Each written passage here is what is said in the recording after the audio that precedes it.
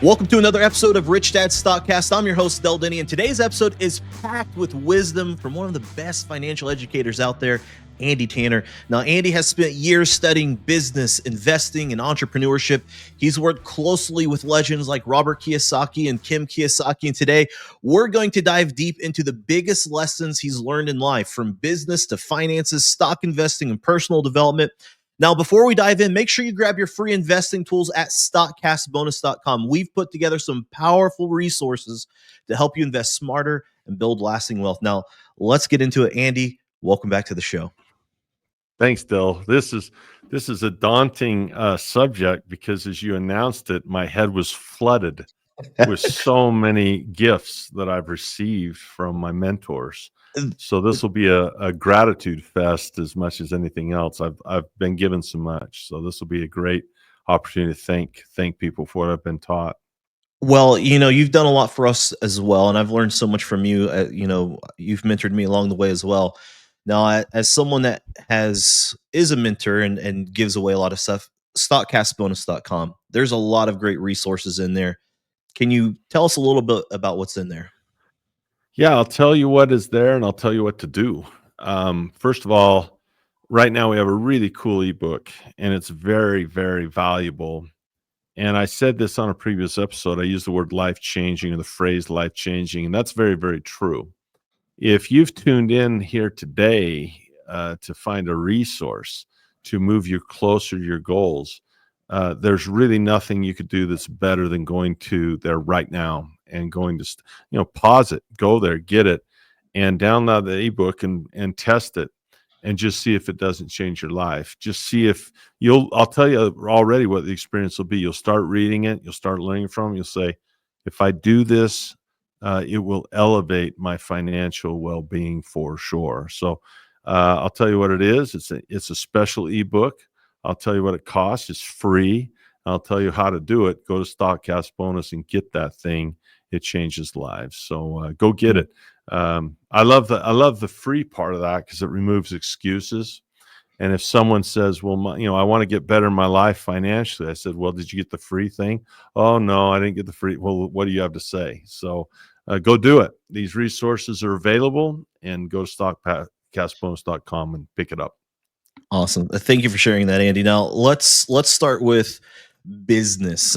You've worked with some of the smartest entrepreneurs in the world. What's the biggest lesson you've learned about building and growing a successful business? Well, I think be do have comes to mind. And I'll explain be do have. It was taught by Robert Kiyosaki. I've seen him draw that countless times, and I think that's been a major lesson. So, but before I get to be do have, the context is important. When I read the book Rich Dad Poor Dad, the first thing I did is I ordered the cash flow game, and we started playing the cash flow game. And here's a great lesson: the very first thing that is done in the cash flow game is a person contemplates their dream. What's going to drive them? What is it they want? And value is a lot like beauty. It's in the eye of the beholder. I'm very different than many of the people I know. The circles I run in, there's a lot of car guys. I'm not a car guy because I don't fit in them. Clothes people, I like t-shirt and jeans. I used to look like I just mowed grass or something. I haven't mowed grass in 20 years, but I look like I have. What I love is family, and a lot of people don't care about that, and they don't have to because it's not their dream. But when I played the cash flow game, I knew my kids were going to be tall like me, and they had a love for the game. And I said, I want a life where I can go coach my kids and mentor them and be a bigger part of their lives than most dads get to be. I look at the book Rich Dad Poor Dad, and I think there were great things about both fathers. I think both fathers were good men. But I'll tell you, being a biological father, Robert tends to hammer on the school system and the teachers that struggle in the school system. I tend to hammer on parents and being a dad and being a rich dad and poor dad, and be a good one, by the way. Be one that can teach your kid. So that was my dream. Well, it was a blessing because I spent 14 years traveling with Robert and Kim, and it was that effort that taught me the things, allowed me to be the dad I wanted to be. Is fantastic. Now my kids are getting older; they're going to be gone soon, so I don't know what the next phase will be, but I'll have to choose a new dream. But it's be, do, have. And most people come to this channel because they want to have things. Most people pick up a book because they want to have more. And most people will listen because they want to be told what to do so they can have. And that is not it. It's not the right order. I think one of the best lessons I ever learned from those guys is that wealth building is about personal development. Investing in business will take my weaknesses, and it has, and my mistakes, and it puts them on display for the whole world to see. It will fetter out the behavior problems, the bad habits, the ignorance, the mistakes. And so it's about resilience and personal development, always. So a policeman becomes a police officer before he or she does policing. A lawyer becomes a person that can litigate before they do litigation. A surgeon becomes a person who can operate before they do operations. And the thing that just makes me nuts, and I can't speak for Robert, but or Kim Kiyosaki, but someone will call in and say, "Tell me what to do with my money," and no one says, "Who should I become?" And for some reason in the world of investing, people think they can do investing without becoming an investor first, and it's ludicrous. So the idea of deciding who I want to be, I start with my dream. My dream was all about who I wanted to be, and so I could do it.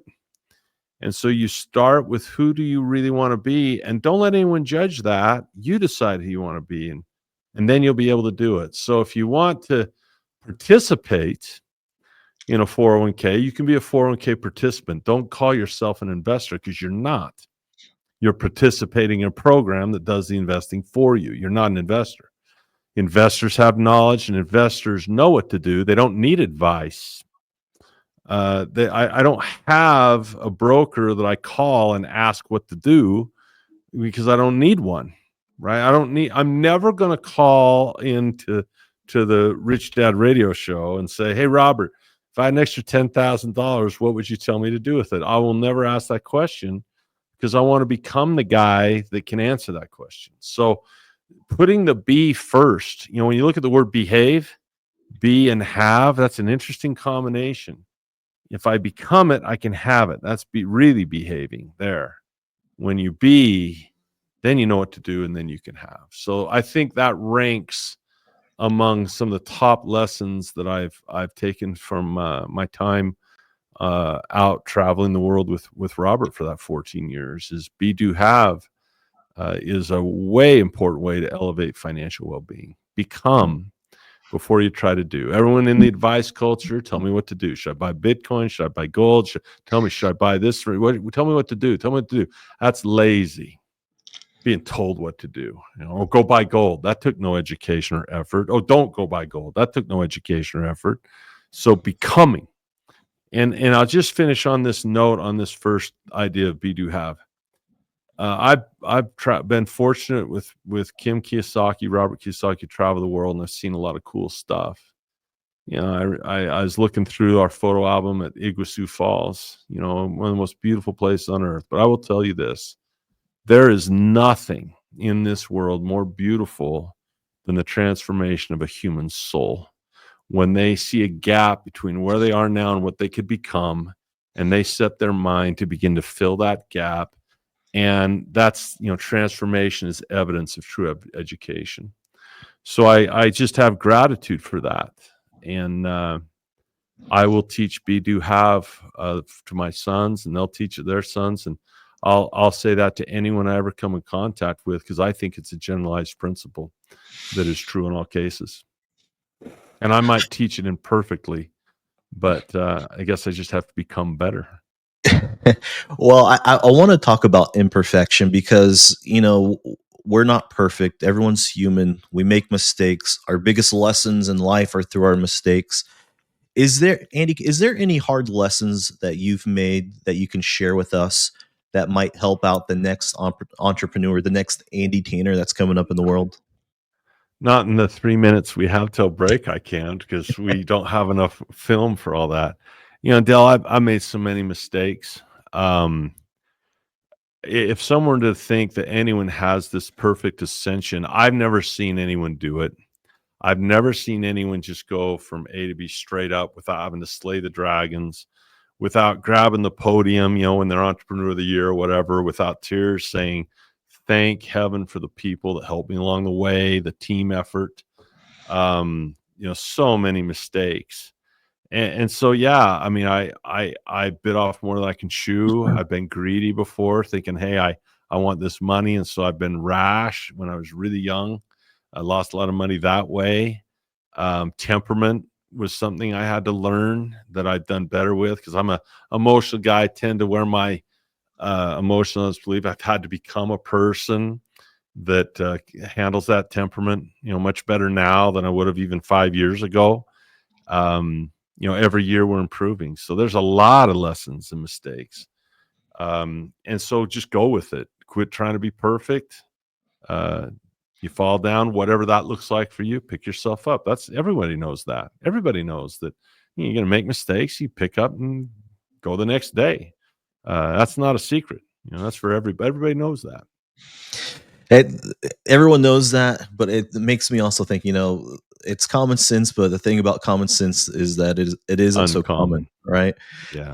Well, let's do sure. this. Let's go to break here. We just covered some of the biggest lessons that Andy's learned, but now let's get into the financial side, the biggest lessons about money, investing, building wealth. Don't forget, listener, to go to stockcastbonus.com. If you want free investing tools to help you to make better financial decisions, go to stockcastbonus.com. Grab your resources right now. Stick around. We'll be right back.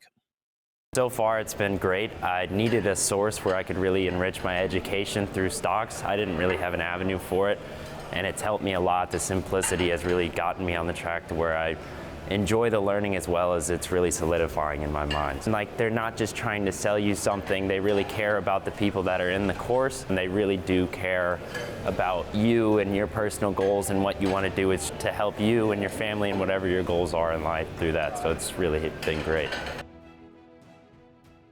Welcome back to Rich Dad StockCast. I'm your host, Denney, and today we're diving into the biggest lessons about business, investing, and wealth with Andy Tanner. Now, Andy, let's talk about financial education. You've been teaching financial literacy for years. What's the most important financial lesson you've ever learned?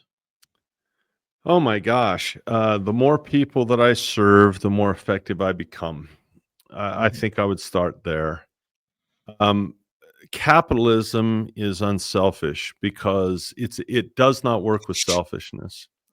If a person sees their wealth starting to curtail, it means they're not serving more people. And I taught my sons this lesson with a lemonade stand when they were toddlers. I mean, like 4 and 5, 4, 3.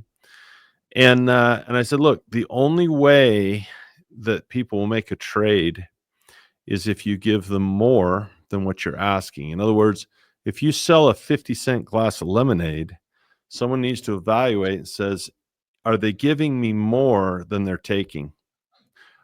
Is this lemonade giving me more than they're asking for it? Because if the answer is no, if the glass is too small, if it's warm, if it's artificial and not the best, if it's not worth it, they won't make the trade. So you're always going to have to give more than you take in every instance, or people won't make the trade. And so they said, well, if I'm always giving more and taking less, how am I ever going to get ahead? Well, you make it up in volume. The more people you serve, go serve a lot of them, do a lot of it. And so the creativity of creating value and serving in some way and finding what you're good at, finding what your talent is, and serving as many people as possible. I think the more people that you serve, the more effective your business becomes. And so you can look at the BI triangle to learn how to do that. Those 8 very important principles, the 3 on the outside, the 5 on the in. The more people you serve, the more effective you become. And this is a beautiful thing about stocks. because, when you buy a share of Apple, this word share is a beautiful thing, because I don't know how to build an iPhone. I'm not smart enough. But Steve Jobs will share his genius with me. He'll share his IP with me. He'll share his processes with me. He'll share very real, touchable things I can touch and feel products. Try to build 300 million iPads and put them all over the world. I can't do that. But if I buy a share of stock, now all of a sudden I can. I'm serving more people, and therefore I'm becoming effective because I own that company. And that's true with any stock. You become often a global entrepreneur. Buffett never started a company in his life. Every single company he bought. And some of you wound up buying all of it. If you've ever used a Duracell battery, that's his company. You ever had a Dairy Queen Blizzard, See's Candies, Fruit Loom underwear? These are all his companies. And sometimes he has a share of them, like with Chevron or Occidental Petroleum. He has a share of those companies like Moody's, or he owns the whole thing like Geico.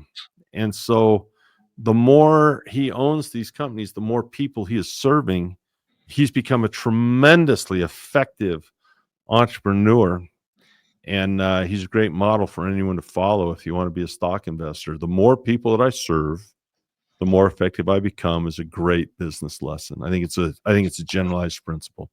That's fantastic. Now, there's people that model great things. Going back to Robert Kiyosaki, what's the best financial advice you've ever received from Robert? Oh, there's so many. I was really angry with myself on this one. I remember it vividly, though. He uses the whiteboard. He uses the easel and the pens and the 3 colors or the 4 colors. And I was so mad when he wrote this. 'Cause like, I know that. How come I had to learn that here? I know I should know that. And he drew this. It was about risk and investing. There's 4 pillars of investing. The most important one is risk management. And he made the correlation between risk is related to control. So the less control I have, like a 401k, the more risk I'm taking. But the more control I have, like a business that I own and run, the less risk I'm taking. And so there's this correlation: more control, less risk; less control, more risk. And you might even say no control is maybe gambling, right? Round and round and round she goes, can't stop it, nobody knows. And so that really changed my philosophy and how I would look at investing. Is I would ask myself, how much control do I have if I commit to this investment? What can I do to move the needle? Which is why options for me is essential, because I cannot control where the stock goes up or down. That's 100% out of my control. So that's gambling, right? I mean, at least a house flipper can renovate the house and swap out the kitchen, trying to force value, right? Forcing appreciation, forcing it with control. So when a stock can go up, down, or sideways, what do? Well, that's where options are really important, because that gives me guarantees, and those are within my control. Now I have a guarantee of when I can buy it or when I can sell it for a small fee. So that brings a level of control into what I do. And just in life, if I believe the locus of control is outside, that I think a politician affects my life or something. But if I bring the locus of control inside, and my vision is that I control my life, that's a happier life with less risk. So that lesson of risk and control was a big one for me. I mean, there's thousands, Del. There really are. There's thousands. All we did was learn, and I love it. I'm going to continue to do it. I love to study with my team. So grateful that he taught me how to study. So as I've gotten older and developed my own team and grown, I've learned how to study with my team. And what a blessing, man. What a blessing to know how to study. When you read a book, to be able to really say, look, what did the author really say, and really study and leave your opinions out. All these, I mean, there's thousands, man. There are thousands of lessons that I've learned from Robert and also Kim Kiyosaki. And really everyone that was on that team, Blair and Kenny and Tom and Garrett and Josh, Well, Lisa, all of them. They're just well, incredible. don't jump the gun too much because I want to get into those guys as well. My next question is Kim. What's a big lesson you learned from Kim? Well, Kim is about rich woman, and she has this thing called the GPS. It's her own little, guidance system of success. Kim is about spirit. She is competitive. I think she would probably, if she played softball, I think she'd hit her own mother with a pitch, man. She is competitive on the golf course, on the pickleball court. Kim is a winner. She's a free spirit, and her positivity just overwhelms any challenge. She absolutely radiates positivity and success, and she just mows forward, and everything just, she is way smart. And I know, even I've watched her do business. I've seen her clean house, and she's good. She is the queen of cash flow. I think Kim's ability to understand cash flow is, I don't know many people that really are that good at it. She plays Monopoly, and she can look at a financial statement and she'll say, where's the cash flow? And she can find it where it is or where it isn't. She has a joke with Kenny, the bigger the brochure, the worse the deal, because she says, look, where's the cash flow? And she's not a net worther. She is the queen of cash flow. So she's fantastic. She's just a winner. And the other thing about Kim that's really important is she's always been very strong on being an independent woman. She has her assets and she has her stuff and her cash flow. And she's always had and retained her power that way. So there's a lot of stuff with Kim as well. That's amazing. Wonderful, wonderful human beings. Speaking of wonderful human beings, there's a phrase, proximity is power. You've been able to travel the world with a lot of the rich dad experts. What's some common habits, common trends that you see amongst the team, the rich dad team? Well, if you look at Blair, this helped me in my own household. Is Blair has a book called Team Code of Honor, and a code. I'm not a Marine. I always tell Robert, I go, I'd have been a Coast Guard guy, and maybe not even that. We're gonna get canceled for that comment. No, you got to be who you are, right? The Marines are there to kill people, and the Coast Guards are there to, save lives. I'm more of a missionary. I'd be more like an evangelist, trying to, tell people to be, kind or whatever. I'm not that tough, at all. I'm a big guy and I'm strong, and I certainly can win most fights on the jiu-jitsu mat. But in my heart of hearts, I don't like tapping people out. I'd rather lift them up. That's just a weakness I have, I guess. But yeah, that team code of honor, the idea of having rules. My wife and I set up rules when we got married that are bigger than ourselves. And that's great for business, great for any organization. Say, hey, here's the code. If we break the code, we call each other out on it, and the code is bigger than the people. And when I get in an organization where I say, I don't want to live that code, well, then I'm not going to be in the organization, right? And so that's a big deal. So this could be a podcast. 14 years of learning from these guys. And I was supposed to be a teacher all this time. Come on. I was a student the whole way, right? Yeah, we taught stocks, we taught cash flow, we taught this stuff, but I thousands of lessons that we could write down. And, even, Buckminster Fuller, and studying him and the generalized principles, ephemeralization, incredible stuff, doing more with less, doing more and more with less and less, and more with less and less, until you can do everything with nothing. Stuff like that, just killer stuff. So fun. Now we're getting short on time, but this episode, I really want to pull kind of the best of ideas and lessons you've learned through the years. Now, as we both have gotten a little bit more into age, we've known each other for well over 20 years. Me more than you, pal. I'll tell you that.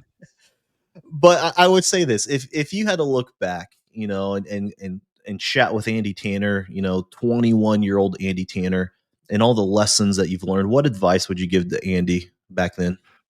The quote that I have in my wall, it's on a 6 foot by 3.5 foot poster. It's the biggest quote I have on my wall in my office. And I think it might be one of the most important things that affected me. And I wish I would have run into it sooner. It was from Steve Jobs. He was ironically giving the commencement speech at the school he dropped out of, Stanford. And he basically said something to this effect. The quote says, your time's limited. Really, really important. Your time's limited. And he says, don't waste it living someone else's life. He said, don't be trapped by dogma, which is really, living with the results of other people's thinking. Have courage. Have courage to listen to your own inner voice, because somehow it knows exactly what you want to become, be to have. And so if I would have been able to talk to myself as a 14 or 15-year-old, 16-year-old Andy, I would have advanced that quote and said, look, Andy, your time's limited. Don't be trapped by dogma. Have the courage to follow your own inner voice.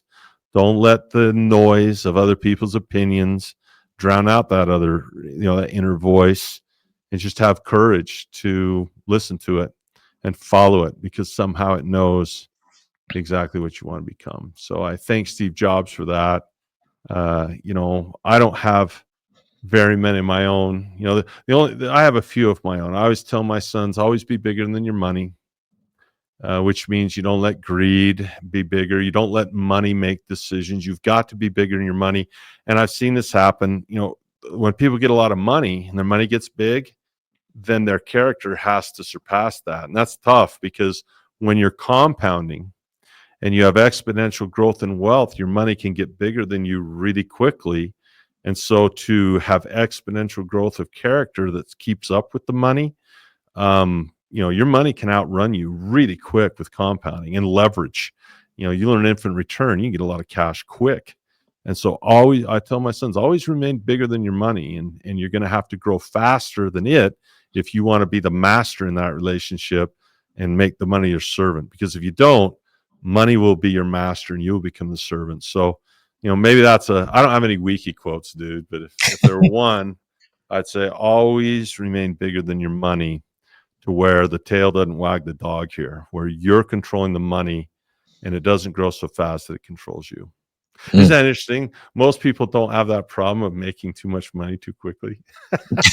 But I think my kids hung around Rich Dad and grew up Rich Dad long enough that I really drilled that into them, because they understand compounding. They start at a young age. And so we will make sure that their character stays bigger than their money. So that's just an opinion. There we go. I don't know if that's generalized principle. That's just my opinion. So hey, I'll throw in that one from Andy, and it'll get me canceled or whatever. There we go. No, I think that's great advice to your younger self. Well, guys, that wraps up today's episode of Rich Dad's StockCast.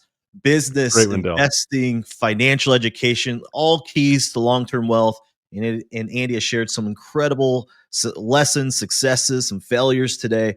Huge thank you to Andy for breaking it all down for us. If you take nothing else from this episode, remember this: wealth isn't about luck. It's about learning, applying, taking action. Now, before you go, don't forget to grab your free investing resources at StockCastBonus.com. These tools will help you to invest smarter and avoid the common mistakes that we've covered today. And if you've gotten value from today's episode, do me a favor, like, subscribe, share this with someone who needs to hear it. And thanks for tuning in to Rich Dad's StockCast. I'm Denney, and we'll see you on the next episode. Stay smart, stay invested, and take control of your financial future. This podcast is a presentation of Rich Dad Media Network.